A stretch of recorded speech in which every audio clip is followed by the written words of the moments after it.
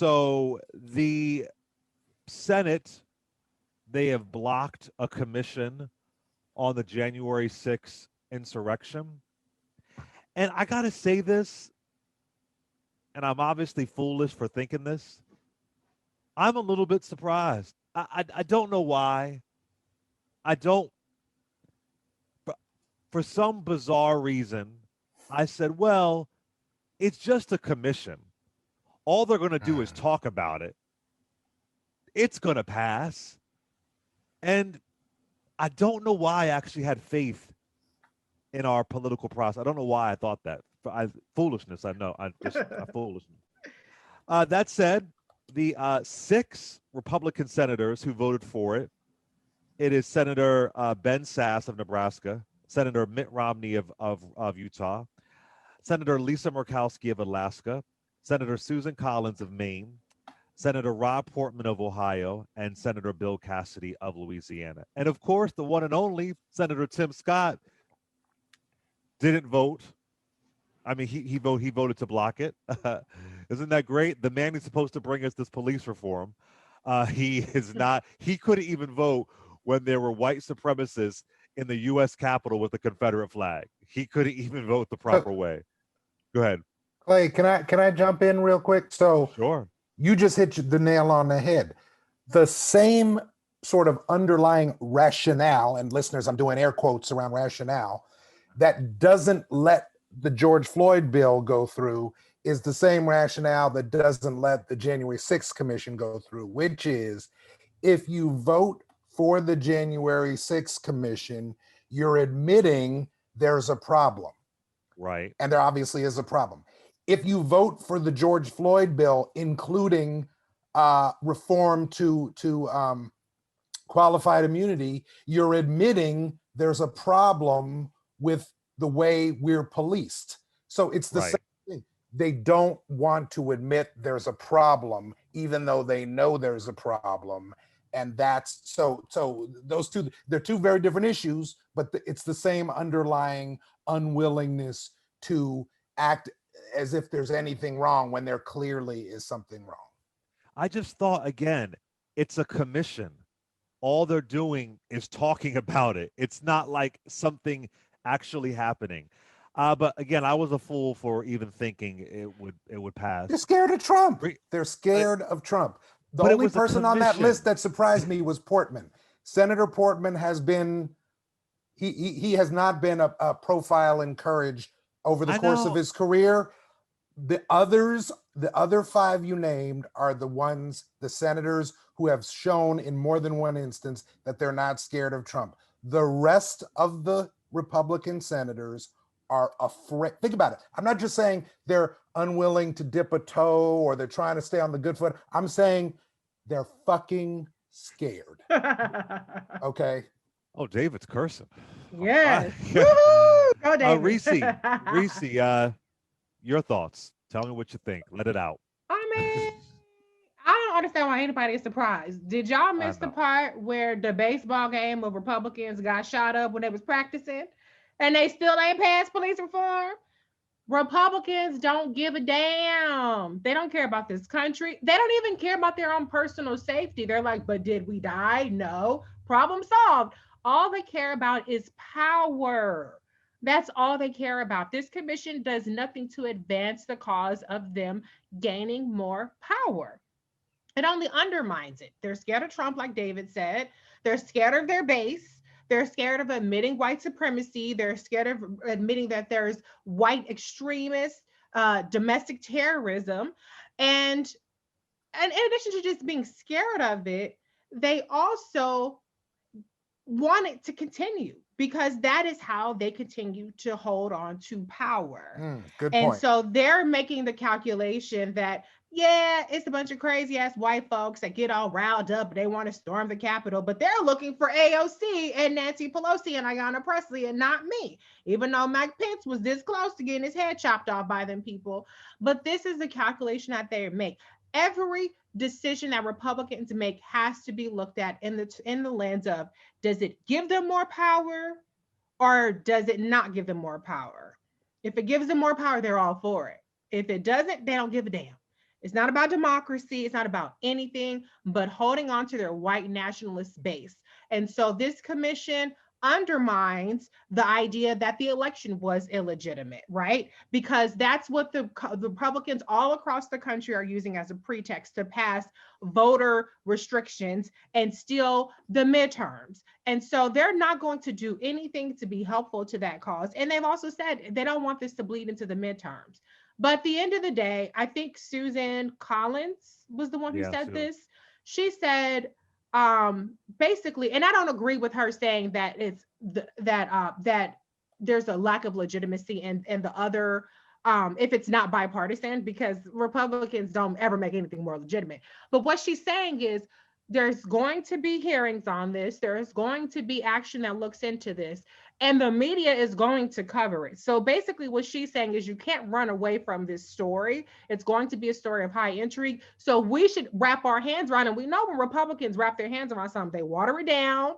They Mhm. try to deflect away from the other things. It would have been looking into the white extremists and Antifa and Black Lives Matter. So they've missed that boat now. And so now it's going to continue to be a conversation, but Republicans are going to have less control over the conversation. Wait, Reese, let me ask you this. Let me ask Reese this really quick. That's a good point. Reese, that said, do you think this will hurt them in the midterms? I've heard some No, pundits say, no. okay, They're going to take I've back heard the some House and the Senate. I've heard some pundits say, oh, Republican voters aren't going to be happy with this. So What? listen, No. What okay. crack are they smoking? The I, Republican voters don't give a damn. well, I heard Michael Steele say it. Well, oh, you know, the never Trumpers, the Republican Trump defectors want to hold on to this completely absurd notion that there is anything redeemable about the Republican Party, and that there's going to be at some point some switch that's going to happen and they're going to return No. to normalcy. The Republican Party is Trump. It's no longer that Trump is a symptom of everything that was wrong of the Republican Party. The Republican Party and Trumpism are one in the same right At this now. point, yes, that's right. Okay, I almost, David, let me ask you this, yeah. David. I got to ask you this. By the way, Kristen Cinema wasn't even there to vote. Just letting y'all know. Mm. But do you think, David, I had to suppress a thought about that. she wasn't even there? She didn't give the Okay. McCain thumbs down. Yeah, she didn't with me exactly. But do you think there's probably another? I don't know why I'm silly Friday today. Do you think this may be the moment where Joe Manchin will say, "Okay, I'm on board to end this filibuster," or is my delusion just going really over the top? No. Short answer, no. Here's the thing. All right. I'm going to try and give Senator Manchin some credit before I say something critical, which is he did vote to convict Trump in both impeachment trials. Well, that of course. Well, no. But I'm saying if there was going to be I'm giving it a Nancy Pelosi. Reese's clap. doing a Nancy Pelosi golf clap. Okay. I'm only pointing that out to say that if there was gonna be a Democrat to not vote to convict, it would have been him, and he voted to convict both times. That's number one. Number two is, I don't know this for a fact. My read is that he does think there should be a January 6th commission, but he's not yet been vocal about it. So here's how I'm answering your question, Clay. I think that he is not going to press them on the filibuster or flip his position on getting rid of the filibuster, because he's pot committed to that position, and he represents West Virginia, and West Virginians, he's the only Democrat that could probably get elected in West Virginia at this point. But I do think that behind the scenes, he will probably encourage the White House or the House to further investigate this. But will he jump out there and draw a line in the sand over this? No, I don't think he will. Can I go back to what I was going to say a second ago? Please. I almost never make predictions because I hate to predict stuff and then be wrong later. I'd rather just be maybe, but I'm going to say this is not a bold prediction, but I think I'm ready to say Republicans, to your question about will Republicans pay the price, I think they will get back at least one House of Congress. I'm not sure about two. I'm going to predict that they're going to get at least one House of Congress back. to Reese's point, this is who they are now, and their voters like it. It's not like their voters are like, ooh, I want to stay Republican, but this is a bunch of tomfoolery. No, they're like, yeah, bring it on, more.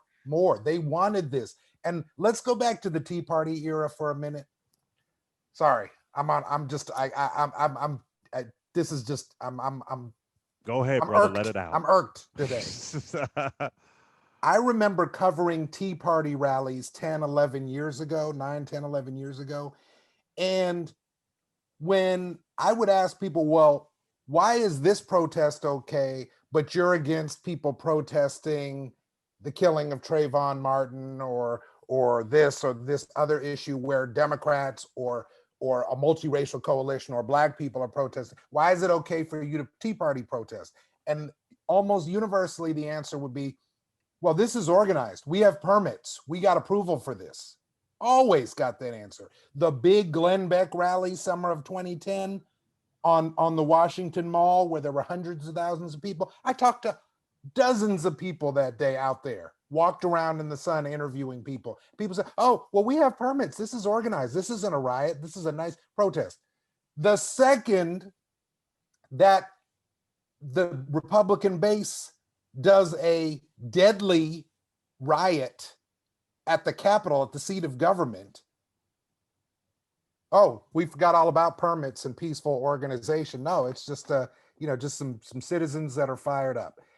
Tourists, that's what they call it. Some people call it tourists. Right. And I'm not saying this is every single person that was there or every single Republican or every single Tea Partier, but the Republicans in the Congress, when it comes to this issue, are fucking hypocrites. I'm sorry. They just are. Because either you want law and order and you want people to protest peacefully and orderly with permits, or you don't. And if you're unwilling to have a January 6th commission, then that shows your hypocrisy. And if you ask me, because I don't think this is, I try and be nonpartisan on your show, Clay, but to me, this isn't a partisan issue. If you ask me, Democrats in the House should just do their own select committee and do their own report. You can get it done by Christmas. Yeah. You don't need both houses. Just have a hearing and do a report. It's actually better without them because they can't sabotage it. Yeah. Can I comment on Joe Manchin though? Because please. So Joe Manchin was all rah, shaking the table, as K. Michelle would say. And he's full of shit, right? Because he was like, oh, the Republicans should be for this commission and blah, blah, blah. This is this. But at the end of the day, when he was asked about, okay, well, will you sign off for filibuster reform? He said, no, I won't break the government. I won't break the government. The government is broken for everybody but white people. And I shouldn't just say white people, all white people, but I should say white nationalists, because there are a lot of white people that are suffering at the hands of the government, but especially a lot of folks. Exactly, but a lot of those white folks that are suffering are white nationalists, and so the white supremacy is a mitigating factor for the fact that they don't have health care, that they don't have minimum wage that's livable wage, et cetera, et cetera, et cetera. But what Joe Manchin is, and this is what I need people to understand, he is white people's kill switch in the Democratic Party. Okay, he is their hedge. You need somebody on the opposite side, the Trojan horse, to kind of keep things a little bit in check. So as long as the power rests with Joe Manchin and Kristen Sinema, white folks know they're going to be all right. The white nationalists will. So that's why government is not broken until it doesn't work for white nationalists. And that's essentially what he's saying. He's saying this Jim Crow filibuster is here to stay, because we know in a decade or so, white people are going to be in the minority, and we have to maintain our minority rule, our minority check on the system. There's going to come a time where you can't legislate all the black and brown votes out of the ballot box, and that's going to be very bad for Republicans. And so we need to make sure that we have that ability to keep our stranglehold on this system.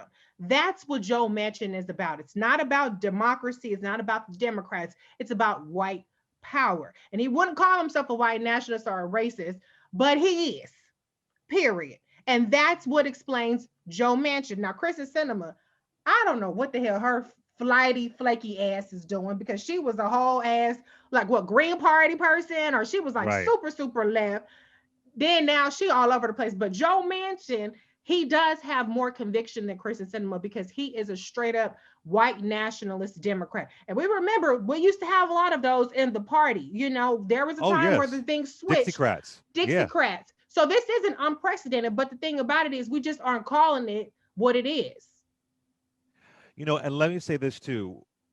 What's so important right now for Democrats or independents to understand is how government works, Mm-hmm. is how policy works, is how Congress works. Because some people, and I don't want to say their names, but I already see them on Twitter saying, oh, Democrats couldn't even get this January 6th commission passed. Come on, y'all.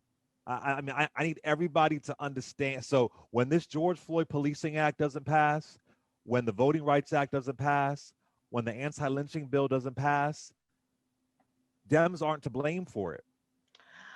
Well, I kind of disagree with you. Okay, go ahead. I agree in the sense of if you look at the political reality of the situation, it is the Hmm. Republicans blocking these things. Right. But this is where Chuck Schumer needs to get a little bit more in New York and crack some heads. Y'all need to go get some burn books on some people, some files, whatever you got to do, play dirty. Go get you. Who was the guy that was investigating Trump and he talked about Trump was pissing on people in Russia? You need to get Christopher Steele on the case and get some dossiers on some of these Republicans and some of these Democrats and twist some arms. Whatever happened to hardball? I don't see it. And so what the Democrats have to do is they have to deliver something. Okay, they got the stimulus checks. People are gonna start getting their child credit. I ain't gonna get it, but other people are gonna get their child credit, $300 a month. Cool, cool, cool. That's all fine and dandy. But the Democrats have to deliver. I know I just went on this whole rant about how full of shit Joe Manchin is, but Joe Manchin got something somewhere. Does his sister got something going on? His mama, his auntie, his uncle. You gotta do something. You got to do something because I know Mitch McConnell ain't keeping all these people in check just out of loyalty to the party. He got something on somebody because he keep them MFers in check. So that's what the Democrats need to do. If you keep not saying, well, we don't have enough votes, we don't have enough votes, people are going to check out of the system and say, well, what's the point? And let me just piggyback on the point that Reese just made because I think it's a good point, and that is that. And look, we say every week on the show, all three of us, the Biden-Harris ticket was the right ticket for Democrats last year to beat Trump-Pence, right? I think they gave Democrats the best chance of winning, and they won. But, so I don't want people out there to think I'm saying, oh, no Joe Biden, no Kamala Harris. But Democrats made a choice. You didn't pick a namer and a shamer. If you had had Elizabeth Warren president, she would be calling people. No, I'm not advocating for her. I'm saying that's a namer and a shamer. She'd be out right now naming people by name on TV. Is she doing that? And she still could do that. She'd be on MSNBC. Senator Joe Aloysius Manchin, why didn't you, where are you on this filibuster, et cetera, et cetera? But you've got someone in there in the White House, like President Biden, Vice President Harris, who are not namers and shamers. And that is your trade-off. Wait a minute now, because President Biden got up there yesterday with his little sheet talking about all these Republicans are touting the stimulus package and they voted against it. So he did do that name and shame. And I will say, okay, Elizabeth Warren, she does more tweeting than Biden talking about now is a good day to cancel student debt. I heard her saying people about Joe Manchin. I heard her saying people about Kristen Sinema. People was talking about she was going to be this great majority leader. What votes has she gotten for anything since? No, you're right. I'm not really making the case for Elizabeth Warren. I'm saying I'm simply saying that. Wait, no. So you're saying to Reese's point, yeah, that for somebody to do what Reese's saying they need to do, you're saying, David, that's not a Joe Biden. You need a whole different group of people. Senator Schumer is not that guy. President Biden is not that guy. Vice President Harris is not that woman. Ooh, yes, she is, but she can't be that vice president. By the way, remember that President Biden and Vice President Harris are both former senators. These are people they know. I'm not making a case for Senator Warren. I'm just saying voters, I'm putting this on voters. If you want people called out, just like Reese's saying, get more New York, Senator Schumer, put some bass in your voice, then you're talking about a different group of people. These aren't those people. Somebody has a question. And voters, you didn't choose them. That's it. This is a good question. Either y'all can take this. So they said if Joe Manchin is such a problem for the Democrats, why can't they censure him like the Republicans did Liz Cheney?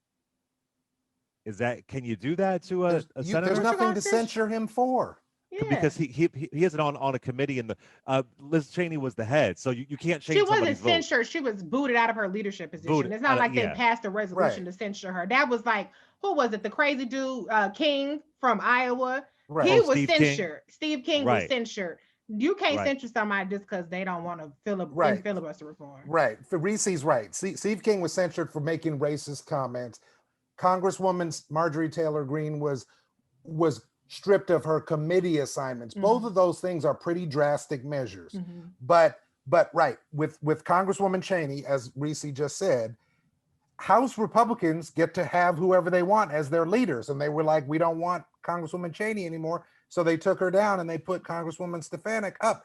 For Senator Manchin, he hasn't done anything racially insensitive, or at least, up front. I agree with Reese that it's catering to white voters in the background, but he hasn't made racist comments and he hasn't failed to explain his position on the filibuster.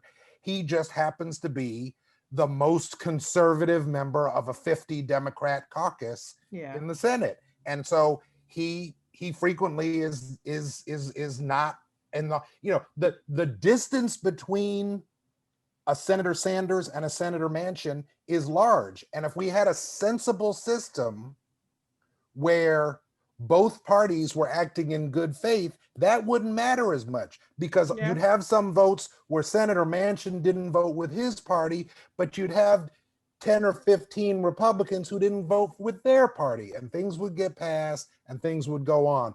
But when you have one party that is existing solely to obstruct the Republicans, then the entire fight is within the Democratic Party. And you have someone like Senator Manchin, who, because of the state he represents and because of who he is, he's just not on board with everything other Democrats are on board with. I'm not excusing it. I'm just saying that's not a censure.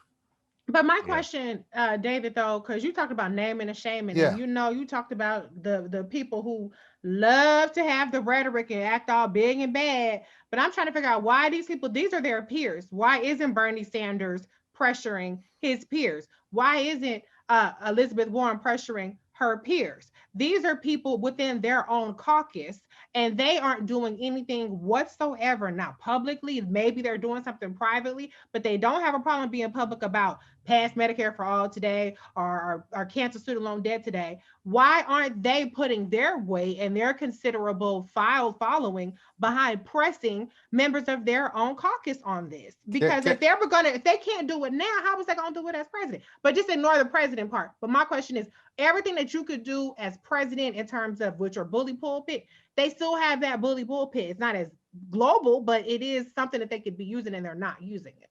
So I have to I admit I have to turn my attention back to Senator Warren a little bit, because I haven't followed all of her most recent statements, and so I don't have a good answer for you on that. My read on Senator Sanders would be this: although I'm sure Senator Sanders thinks there should be a January 6th commission, to the extent that I've followed his career, he probably thinks I have bigger fish to fry than this. I want something about Israel-Palestinian issue. I want something about the budget. I want something about Medicare for all, and I'm going to save my cards to play with Senator Manchin for my pet issues, not this he one. dropped the Israel Palestine issue very quick the other week. He has no conviction or balls. Yeah, no, and it look. I know I'm kind of weaving back and forth here on you, Clay, but that's the tricky thing. These people all know each other. Senator Sanders is the most progressive Democrat in the Senate. Senator Manchin is David, the most. Isn't that tricky? Because the Republicans all know each other. No, and but to Reese's point, they stay in line. But they obey. They follow their but we covered rules. we covered that. Most of them are chicken shit. They're scared. They're scared. I mean, look, the Democrats, we can criticize everybody from the Sanders end to the Manchin end of the Democratic Party, but I don't see a lot of fear and quaking in their boots on the Democratic side. I see disagreement. I see people looking out for their own interests. I see different visions of how to move forward. I see individual political ambition, but I don't see a lot of people who are just, teeth chattering, quavering, afraid of Donald Trump, which Yeah, is what I agree. but that is most of the Republicans in Congress are scared. Look, they are people, and look, we all have things we're afraid of, but I don't know why you'd be afraid of Donald Trump. If you're afraid of Donald Trump, you shouldn't be a member of Congress. Or maybe at the end of the day, it could be fear. Maybe at the end of the day, at the end of the live long day, Donald Trump really does align with their policies. Yeah. I mean, maybe that's just real, maybe fear or not. At the end of the day, those white supremacist, anti-black, anti-poor, anti-middle class policies really align with everything that they want. But I'm not talking So about policies. I'm talking about the January 6th commission. None of the no, but Republicans. that aligns with what they want. They, Yeah. listen, if there's an actual commission, it might expose, I'm not saying, reportedly, allegedly, it might expose some people in the Yeah. House or the Senate who Oh, were a part of that. yeah. Now I see Let's what not you're forget saying. Yeah. Ayanna Presley. What was it? Had her phone, The what panic was the button. Oh, the sure. panic button ripped out. Yes. Somebody had to be in it. So maybe it's less fear and just like, hey, he's doing exactly what we want. Oh, I don't no, know. I agree with you. But I guess what I'm saying, I do think they are covering for some people potentially. I don't Oh know this yeah. for a fact. But what I'm simply saying is this: no Republican member of Congress would get up in front of the cameras and say, yes, it's a good idea for a mob of hundreds of people to break doors and windows and come in the Capitol. No one would take that But position. I No. want to say this. I want to say Yeah. this. I want Reese to respond, and Yeah. then we'll go to a break. I hear what you're saying, Reese. But that said, I don't think there is any amount of strong arming or hardballing that Schumer or Pelosi or Biden could play to make Joe Manchin, Kristen Sinema, and actually a few others to really get on the same page. I don't know unless they got like a massive sex scandal under their belt. I just don't know what could actually work. I think that these are stubborn. He's a stubborn old white man, and Kristen Sinema is whatever. I just don't see it. I don't know what they could actually do to say, yo, not yo, obviously, but listen, Look, they we might must need be to. on the same Like, page. yo, yeah. I don't know what they could actually do. That's why I don't know if it's the Dems' fault. I know the intention of Senator Booker. I know the intention of Senator Reverend Raphael Warnock, of Senator Assa. I know the intention, but I don't know if it's their fault. But I want you to respond to that, then we'll go to a break.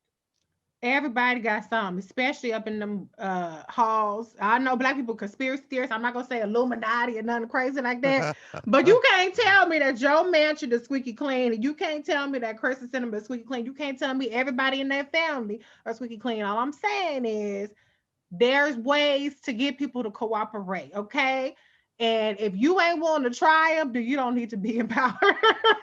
Because people already think that there's something just innately like bad about people who are in power. So go ahead and just use that to your advantage and do some bad shit to get some good shit done. That's all I'm saying.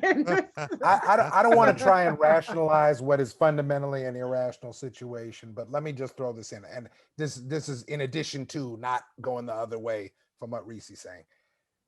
There was a time when Congress could do pork barrel spending, could do earmark, when the leadership could basically buy off members. We will put a VA hospital, a military base, a bridge to nowhere in your district if you vote for this. And there came a time when people were like, we want to get rid of this because it's corrupt and it's wasteful. And there was some truth to that, but it also took a tool away. Chuck Schumer can't go to Kirsten Sinema and say, we're going to put a new military base in your district, because they don't do that anymore. At least they don't overtly do it anymore. And so that doesn't let Kirsten Sinema off the hook, but it does mean that it's harder for leadership to buy votes from their members in that way. And that makes legislating harder. I don't want people out there to think that I'm saying people should be bought off, but that's how it was done until fairly recently in history.